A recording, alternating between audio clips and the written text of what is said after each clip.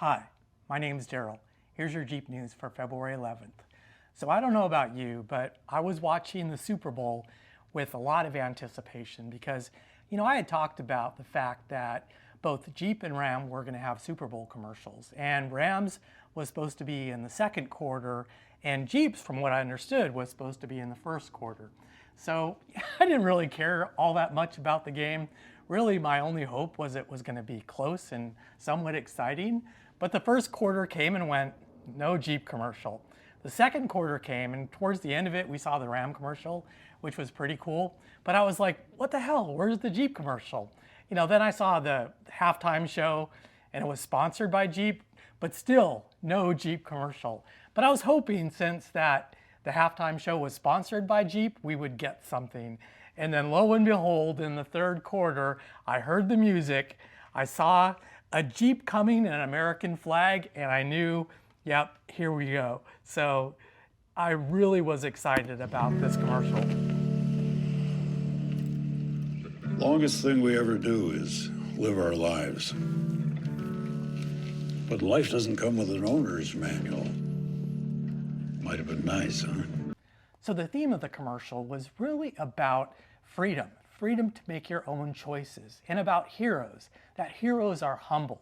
Life doesn't come with an owner's manual, and you really have to, kind of write your own and make your own choices, which is really symbolic, I think, of the Jeep brand.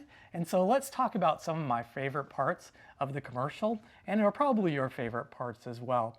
Is the footage from World War II and the Jeep being dropped from the plane. That was really cool. But it isn't free. It's earned. And then next you had an image of the CJ as he's walking out of his house, kind of the original Jeep. By pride. Pride is a terrible driver. And then you had the Wrangler Rubicon 392 with its rumbling engine, which was, just really amazing. Freedom is the roar of one man's engine. And then you had the Rubicon passing the Bronco, and Harrison Ford saying, freedom is the ability to inspire others. So yeah, the Wrangler inspiring the Bronco. Freedom is the ability to inspire. And we also had the great Jeep wave going on in the commercial. You don't have to be friends with someone to wave at them. And next, showcasing the Jeep Recon, the off-road new electric model, and showing a diverging path between that and the Wrangler, and the freedom to choose whether you want all electric or whether you want internal custom combustion engine. We won't always agree on which way to go. And finally, Harrison Ford talking about what makes him happy and making a play on his last name of Ford. Choose what makes you happy. My friends, my family, my work make me happy. This Jeep makes me happy, even though my name is.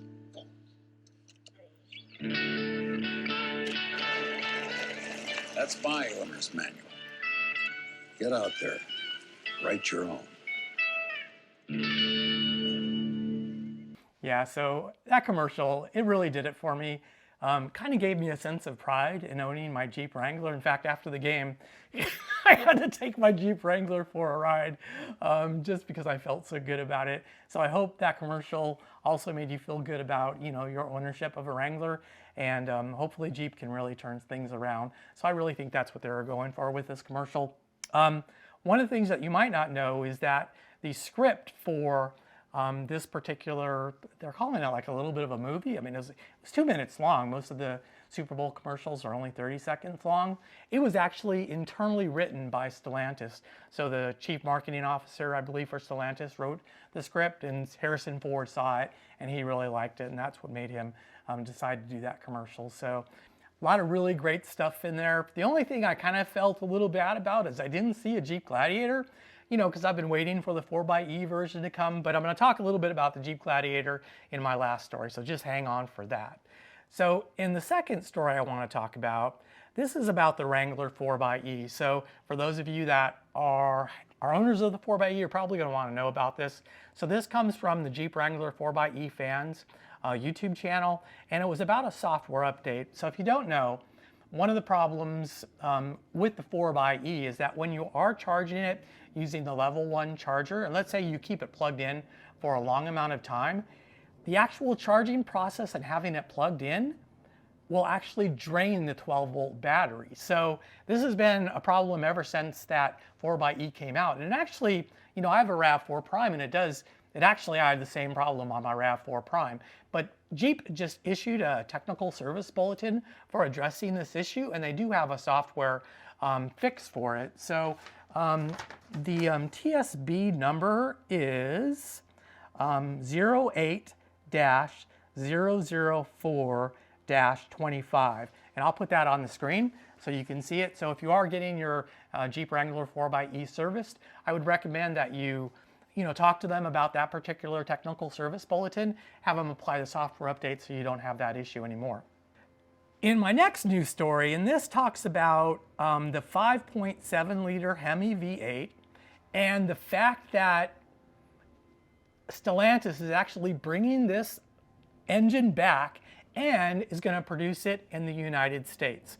Really exciting news. So according to their sources, Stellantis is preparing to restart the 5.7 V8 at the Dungey engine plant in Michigan. As like as I said, marks a significant shift, and that's really ever since Carlos Tavares has left as the CEO. There's been a lot of kind of shifting ideas going on within Stellantis, and a kind of a whole new strategy as opposed to just focusing on EV vehicles. Now they're focusing on multiple really drivetrains available to their vehicles, and so that's really, really exciting news there. Now, the plans for this 5.7 liter V8, now I think it's going to be a relatively limited production, at least that's what they're saying for now. And the plans initially for this engine is to go in the Ram 1500. So like in the basic trims of the Ram 1500, I forgot exactly what those trims are.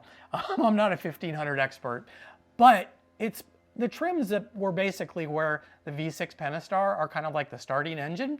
Now, I don't know if they plan on replacing that V6 Pentastar, as that's going to be the base engine, and then the Hurricane engine will be offered in the later trims, but they plan on offering that 5.7 liter V8 in the base engines or in the base models of the 1500, and the plan is to make them less expensive. So to make them a very low cost option for that base models. And so that's, I think those things are going to sell like hotcakes, because people have really been wanting that V8 to come back. The V8 is really good for towing, and it's got that low end torque, and it's got that nice grunt and the sound of the V8. So I think a lot of people are going to be really excited for that, and they're going to be able to get it at a relatively inexpensive price on that 1500. So that is just really exciting. Now, this is just rumor. Well, I think this is going to happen. This I don't think is rumor. What is rumor is what somebody else is reporting in regards to Jeep possibly using that 5.7 liter engine. And if you think about it, it does actually make some sense. So we have the Jeep Gladiator, and the Jeep Gladiator used to have two engine options. So it used to have the V6 Pentastar, and it used to have the Eco Diesel, the 3 liter Eco Diesel option, which is a really nice engine. But yeah, I think they just had a lot of problems with the diesel engine. So they discontinued that, I think, in 2023.